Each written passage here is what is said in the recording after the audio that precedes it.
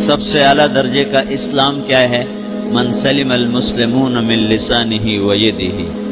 زندگی میں یہ طے کر لو، کوئی کتنا ہی تمہیں دکھ پہنچائے، کوئی کتنا ہی تمہاری بےعزتی کرے، چپ ہو جاؤ، سہ جاؤ۔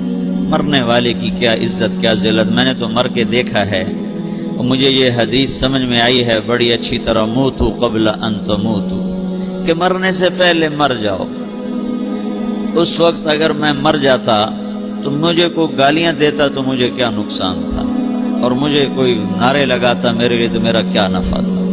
تو مرنے سے پہلے مر جاؤ، کوئی تمہیں برا بھلا کہے تو تمہارا کیا نقصان ہے، تمہیں کوئی واہ واہ نعرے لگائے تمہیں کیا نفع ہے۔ اگر اللہ راضی ہے تو مردہ باد اور زندہ باد سے بے نیاز ہو۔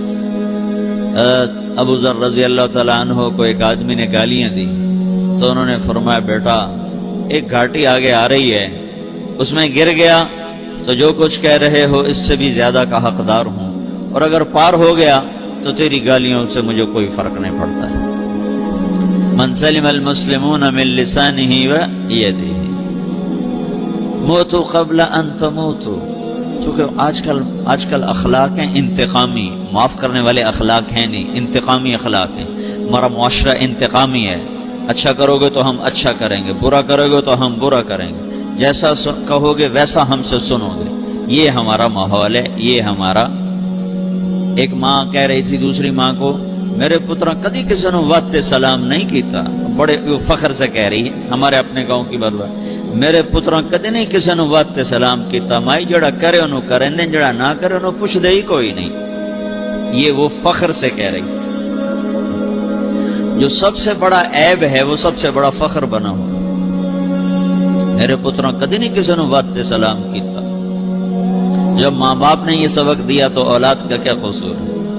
ہمارا معاشرہ انتقامی ہے، ایک کی 10 سنانے کا ماحول ہے، تو آپ 100 کی ایک بھی نہ سناؤ۔ احنف بن قیس رضی اللہ تعالیٰ عنہ پہ ایک آدمی نے چڑھائی کر کہنے لگا ایک سناؤ گے نا تو 10 سنو گے میری طرف سے۔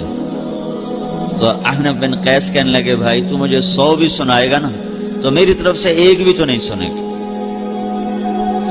ایک آدمی ان کی بڑی بےزتی کر رہا تھا اور وہ چل رہے تھے اور وہ 100 گالیاں بک رہا ہے۔ جب آ گیا نا قریب شہر تو کہنے لگے دیکھا میرا قبیلہ یہاں رہتا ہے، اگر کسی نے سن لیا نا تو تیری بڑی دھلائی کر دے گا، تو نے جو مجھے گالیاں دینی میں کھڑا ہوں یہیں تو دے لے، تو اپنا سارا زور پورا کر لے تاکہ آگے تجھے کوئی تکلیف نہ پہنچا دے میری وجہ سے۔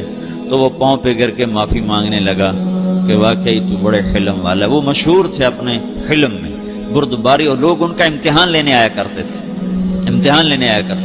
کہ بھئی کوئی ہے جو احنف کو غصہ دلا دے، تو لوگ ناکام ہو جاتے تھے، ان کو غصہ نہیں آتا۔ ایسے ایک عرب سردار گزرا معن بن زائدہ، وہ بھی اپنے حلم میں بڑے مشہور تھے۔ ایک دفعہ لوگوں میں شرط لگ گئی کہ کوئی ہے معن بن زائدہ کو غصہ دلائے تو ہم اس کو انعام دیں گے۔ تو ایک شاعر نے کہا میں غصہ دلاتا ہوں، تم دیکھنا ایسے سیخ پا ہو جائے گا جیسے جانور۔ تو وہ چلا گیا اس کی مجلس میں، دربار لگا، عرب سردار تھا بہت بڑا، دربار لگا ہوا، تو کہتا السلام علیکم، وعلیکم السلام۔ تو معن بن زائدہ پر ایک دور بڑے فقر کا گزرا تھا، پھر اللہ نے اس کو بہت بڑی سرداری دی، بنو عباس کا بہت بڑا یہ وزیر گورنر تھا۔ تو کہتا اتذکر اذ لحافک جلد شاۃ واذ نعلاک من جلد البعیر، کیوں بھائی تجھے یاد ہے جب تیرا بستر بکری کی کھال تھا اور تیرے جوتے اونٹ کی کھال کے تھے؟ تو کہنے لگا کیوں نہیں یاد، بھلا کوئی ماضی بھی بھولتا ہے؟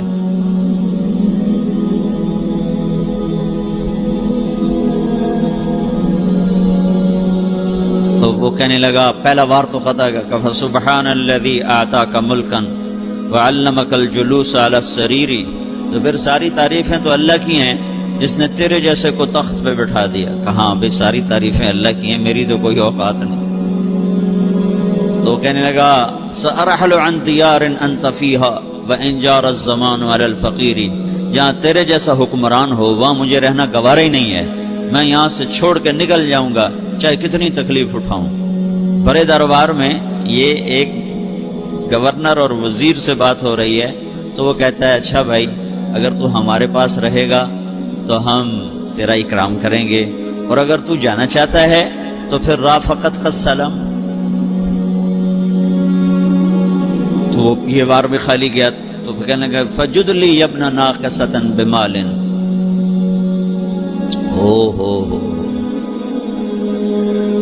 او گندی ماں کے بیٹے مجھے کچھ عطا بھی کر، میں بغیر پیسے کے سفر کیسے کروں گا؟ عرب کو کسی کو بھی ماں کی گالی دے دینا اور پھر عرب سردار ہو۔ فجد لی ابن ناقصۃ بمال،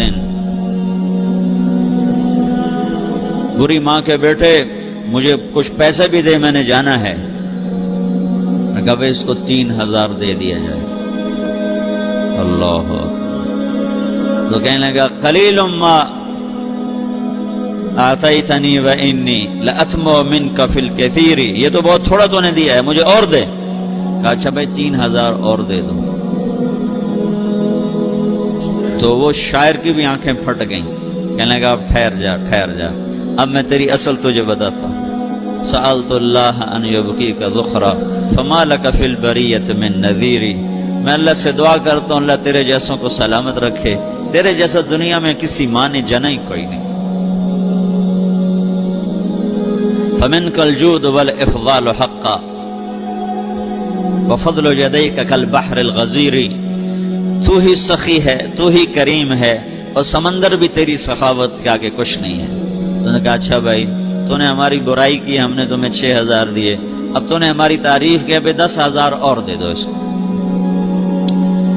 ہاں باتیں ہی رہ گئیں، باتیں ہی رہ گئیں۔ کہاں سے لائیں ایسے لوگ؟ ہمارا معاشرہ انتقامی ہے، بدلہ لینے کا ہے، بدلہ لینے کا۔ تو میرے ساتھ کیا میں نے بھی کرنا ہے۔ تو اعلیٰ درجے کا اسلام یہ سکھا رہا نہیں چپ ہو جاؤ، سلام مت بن جاؤ، سلامتی بن جاؤ، سلامتی کی علامت بن جاؤ۔ من سلم المسلمون من لسانہ ویدہ۔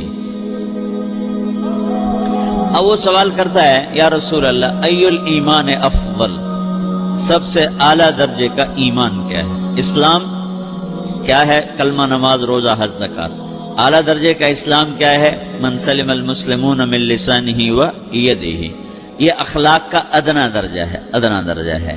ادنا درجے پر پہنچ کر آپ اسلام میں اعلیٰ درجے پر آ سکتے ہیں۔ وہ سوال کرتا ہے ایمان کیا ہے؟ تو آپ نے کہا اللہ پر، فرشتوں پر، کتابوں پر، رسولوں پر، موت کے بعد کی زندگی پر، تقدیر پر۔ اب ایک اور سائل سوال کرتا ہے ای الایمان افضل، سب سے اعلیٰ درجے کا ایمان کیا ہے؟ تو آپ نے فرمایا حسن الاخلاق، اچھے اخلاق سب سے اعلیٰ درجے کا ایمان ہے۔ جو آدمی اسلام میں، جو آدمی اخلاق میں، جو مرد عورت اخلاق میں ادنا درجے پر ہوتا ہے وہ اسلام میں اعلیٰ درجے پر پہنچتا ہے۔ اب اگر وہ اخلاق میں اعلیٰ درجے پر آ جائے تو اب یہ کہاں پہنچے گا؟ اب یہ کہاں پہنچے گا؟ میرا نبی کہہ رہا ہے سب سے اعلیٰ درجے کا ایمان ہے حسن اخلاق، حسن اخلاق۔ ابو ہریرہ نے پوچھا یا رسول اللہ وما حسن الاخلاق، یہ بھی ایک اور حدیث ہے، یا رسول اللہ حسن اخلاق کیا چیز ہے؟ تو آپ نے 3 چیزیں فرمائی، تصل من قطعک وتعطی من حرمک وتعفو عمن ظلمک، جو تم سے توڑے نہ تم اس سے جوڑو، نہیں کرتا سلام نہ کریں، کوئی ہم چھوٹے باپ کے ہیں، ہم تو کبھی بھی نہ کریں، ہم تو کبھی بھی نہ منہ تھوکیں بھی نہیں ہم تو میرا نبی کہہ رہا ہے جو توڑے تم اس سے جوڑو،